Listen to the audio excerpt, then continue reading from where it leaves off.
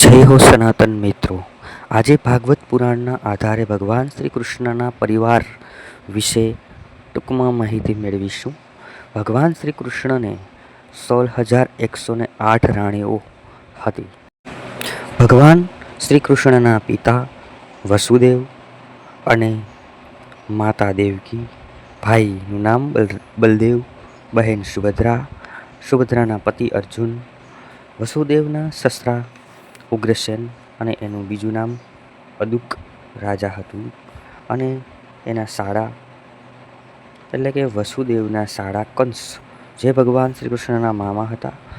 વસુદેવના બહેનનું નામ કુંતી, અને કુંતી માતાના 5 પાંડવો, કૃષ્ણના પાલક પિતા નંદ અને માતા યશોદા.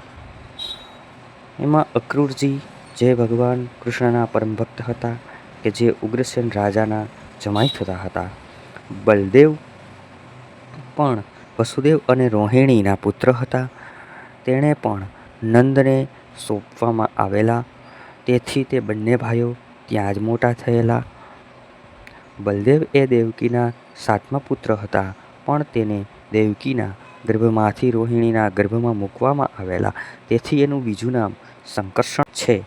અને કૃષ્ણ તથા બલદેવના ગુરુનું નામ સંદીપની ઋષિ હતું.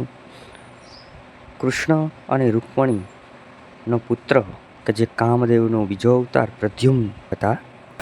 ભગવાન શ્રી કૃષ્ણના પ્રદ્યુમ્ન સિવાયના કૃષ્ણ અને રૂકમણી દ્વારા બીજા કેટલાક પુત્રોમાં ચારુદેશન નામના પુત્ર પણ એક હતા, અને કૃષ્ણ અને જામવતી દ્વારા સાંબ નામનો પુત્ર હતો. દ્વારકામાંથી અને આ દુનિયામાંથી ભગવાન શ્રી કૃષ્ણનો સમય પૂર્ણ થતાં તે વિદાય થયા.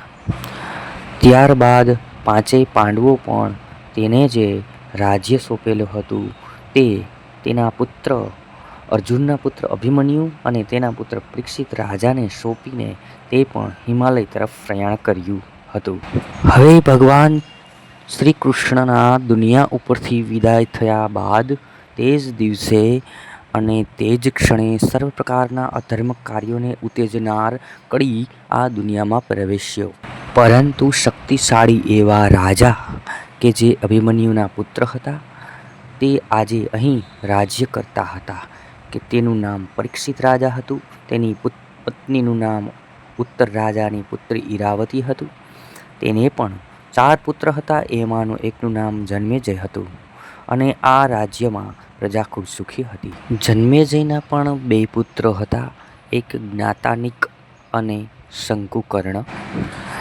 પરંતુ મિત્રો, રાજા પરીક્ષિતે આ કળિયુગનો નાશ ન કરવાને બદલે તેને જીવતો રાખીને 5 વસ્તુમાં રહેવાની છૂટ આપી. તો એ 5 વસ્તુ, એમાં એક મદિરા એટલે કે નશાખોરી, બીજું જુગાર, સટ્ટો, ત્રીજું નારી સ્ત્રી સાથેનો અનૈતિક સંબંધ, ચોથું પશુઓની કતલ, અને 5મું છે સોનું.